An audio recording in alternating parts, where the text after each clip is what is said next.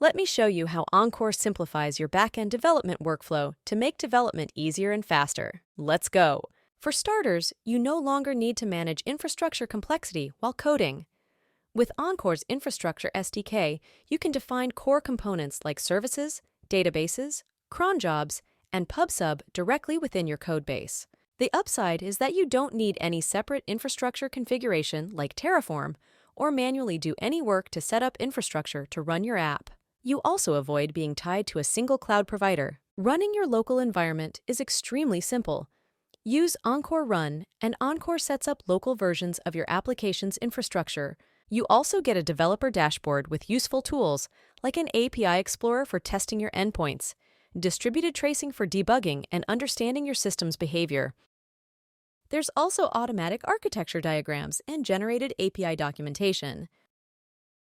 When you make a pull request, Encore sets up a dedicated preview environment. It's hosted on Encore's free development cloud, where these environments are optimized for quick provisioning and spin up in less than a minute.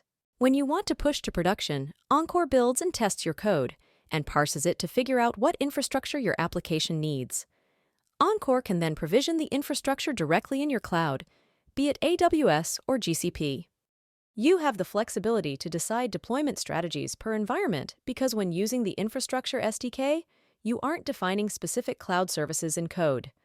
This means you can run your app on different cloud services in each environment without making any code changes. One more thing, all the tools we looked at for local development are also available in your cloud environments, so you get API documentation, out-of-the-box tracing, and metrics. There's much more to Encore.